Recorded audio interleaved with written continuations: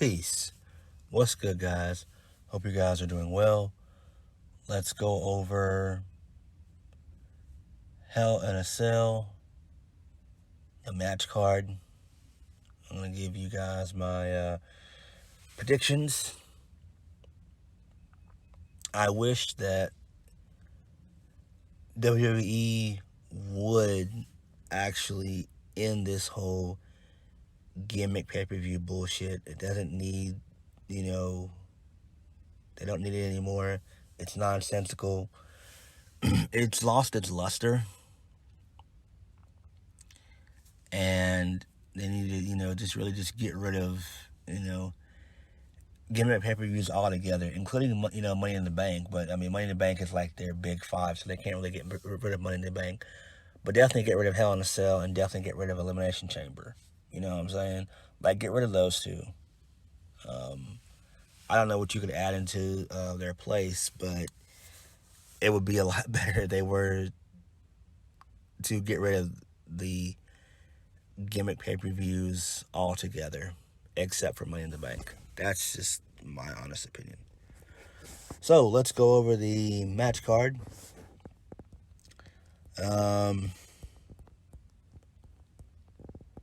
Let's go with Madcap Moss versus Happy Corbin. That match was added last night. Madcap Moss is fucking jacked. I'm talking jacked. Homeboy been in the gym. Big shout out to Madcap. Damn, homeboy looking like a beast. Damn. This should be a decent little match. Believe it or not, I would actually start the show with this. I would actually kick off the premium live event with this. Give them about, I want to say maybe about 15, 20 minutes, to open the show.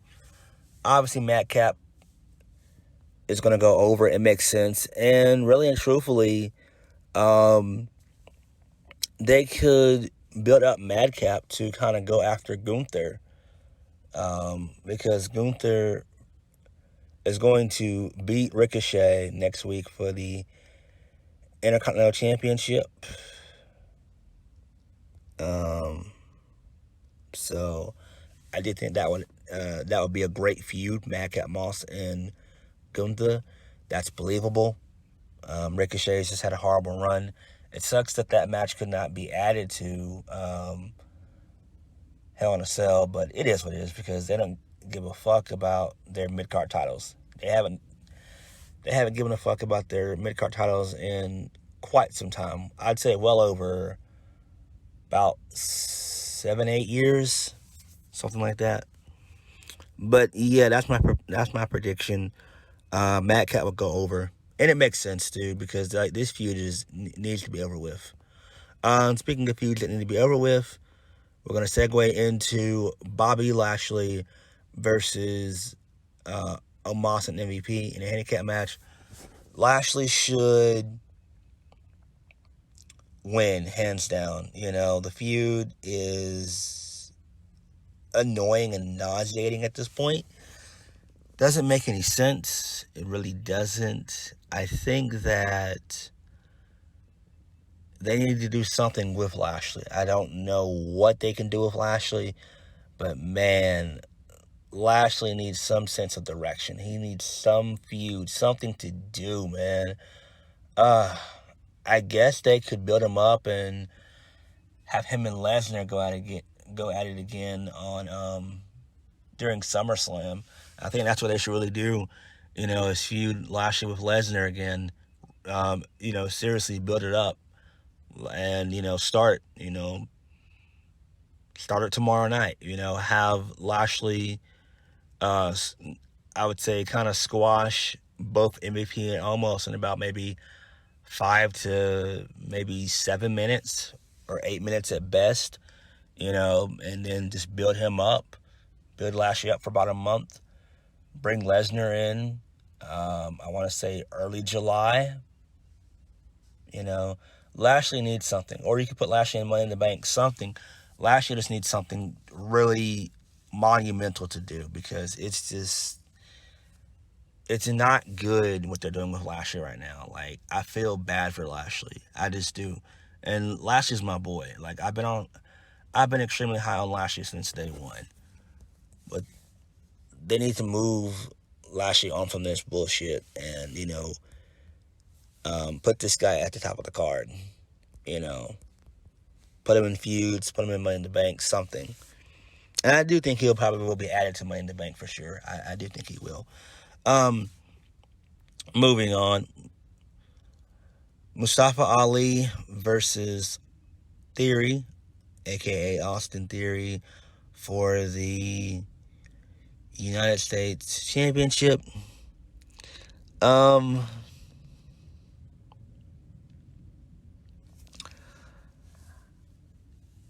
If rumors are to be true and to be believed that Theory is going to be feuding with John Cena through the summer, then there's no point for Austin Theory to win this match. There's no point. You could give it to Mustafa Ali and, kind of make the championship kind of credible again. Maybe have him doing open challenges and stuff like that. Ali, he just came back from wanting to be released from the company about 3 months ago. So, I think that they'll give it to Ali. He's in his hometown of Chicago. And I do think they'll probably end up pulling the trigger. And obviously, since it's WWE, they'll probably run the rematch back again on Raw anyway. So it doesn't matter. I'm going with Ali here. It makes sense. If they're gonna go all the way with Austin Theory going up against John Cena, then they're gonna have to, get rid of this gimmick that he's doing now and build this guy up. It doesn't have to necessarily involve a championship, obviously, but if they're going this route with Austin Theory and John Cena feuding with one another throughout the summer, then, I'd say go ahead and give the U.S. Championship to Ali and, kind of build that up, make it kind of somewhat worthwhile and important. Kevin Owens versus Ezekiel, a.k.a. Elias. I love this. This is going to be a pretty good little match.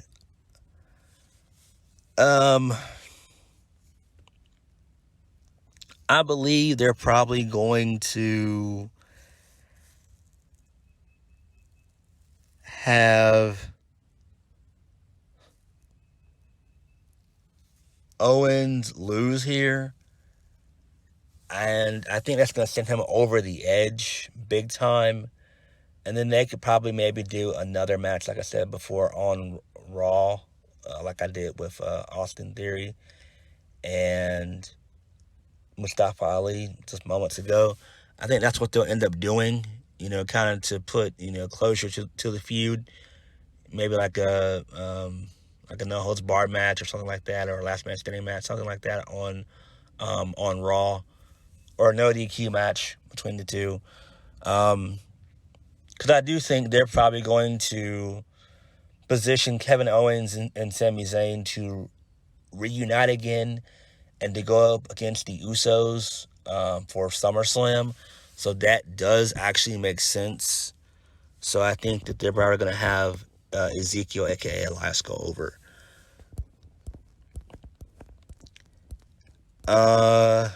Next, we're going to have a mixed tag match. AJ Styles, Finn Balor, and Liv Morgan versus the Judgment Day, which consists of Edge, Damian Priest, and Rhea Ripley. I'm very excited for this match. Who goes over? I want to say probably Judgment Day, the Judgment Day, which would make sense. I do see Tommaso Ciampa joining the faction. It would make sense. Maybe have him cost Balor or AJ the match. You know, kind of have him dressed up like how Rhea did in like a hoodie. You know, keep him concealed, and then maybe have him hit like his DDT or whatever, and then, you know, align with the Judgment Day, because Tommaso Ciampa is completely directionless at this point. Like, he's just non-existent. He's a non-existent factor.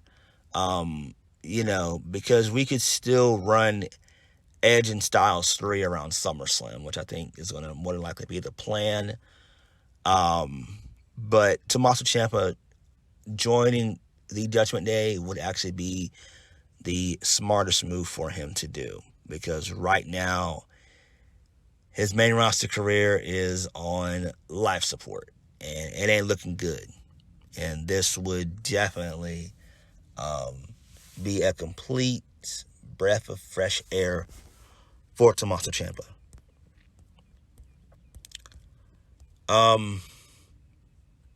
Becky Lynch versus Bianca Belair versus Asuka for the Raw Women's Championship. Bianca Belair will retain. I think more than likely Asuka is there just to eat the pin, obviously. They'll probably end up doing Becky and Bianca 3 at SummerSlam. Maybe a last woman standings match or something like that. Just some type of stipulation to actually end their feud and have Bianca to move on. And let's see. The main event of the show, which I'm extremely excited about and fully 100% invested in. Cody Rhodes versus Seth Rollins III, Hell in a Cell. This is going to be a banger of a match. Obviously, Seth Rollins is going to lose here. I do think we could very well be seeing the return of Bray Wyatt, aka Wyndham Rotunda. I do think he'll show up. It actually makes sense. He's had history with Rollins, so, you know, it does make sense, because we don't know if Cody is going to be added in to Money in the Bank. And I don't think they're going to have him do that, because there's no point of having him in Money in the Bank and then him holding the briefcase. I think if Bray does return, I would love to see him and Cody feud for a while. Then you could also, you know, revisit Rollins and Bray as well later on down the line. There's a lot of possibilities that they can do with Wyndham if he does return. And I do think that would be phenomenal if he would return. I think that would be great. You know, and I would kind of position Bray as to be like the three faces of how Mick Foley was, you know, Cactus Jack, Dude Love, and Mankind. It should be like for Bray, it should be, and people talked about this before, so I'm just reiterating it. It should be like, you know, like a decent version of The Fiend, his old Eater of Worlds gimmick, and just your typical kind of whacked out Bray Wyatt. You know, that's what I would do, because it does make sense. You know, I think Bray going to AEW, I would be fine with that too, but we all know AEW is not really too character driven. You know, the only characters that they have there is you know, obviously MJF, obviously. But I do think that Bray more than likely will probably show up. So on that note, thank you guys for watching. Please hit the like button, comment down below, and subscribe to my videos. Oh, before I end the video, CM Punk switching over to some AEW news real quick. CM Punk last night on Rampage came out, and Rampage was actually live, which was kind of cool. He came out, he addressed the crowd, and says that he's injured. So they are going to crown a interim champion in the coming weeks. So he mentioned, John Moxley. He mentioned Bryan Danielson. If I'm Tony Khan, I would add MJF in this thing also. I think that's what they're probably going to end up doing. They're probably going to do some WWE 2011 stuff, John Cena versus CM Punk. They'll probably end up going that route because we don't know how long Punk is going to be out. He's got a foot injury. His foot is broken. Me personally, I would not have had CM Punk wrestle this past Wednesday. I would not have had him wrestle at all. Just wouldn't have. I would have had him come out there and cut at least a good 10-minute promo at least. Just saying, how happy he is to be champion once again and everything else, and yada yada yada. I'm gonna be a fighting champion, stuff like that. Defend it not every week, but maybe every other week or every so often. That's what I would do. But it is what it is. Injuries do happen. It's a part of wrestling. So stuff happens. Wish him the best. But ultimately, Hell in a Cell should be decent. Hopefully the show will go off the air, I want to say about roughly between either 10:30 or 11. It'll probably go off, I want to say, if I had to guess, probably about 10:45. So I think 10:45 would be a good indicator for that to end, Hell in a Cell. But WWE has to get rid of the gimmick pay-per-views. Enough's enough. I'll catch you guys later. Peace.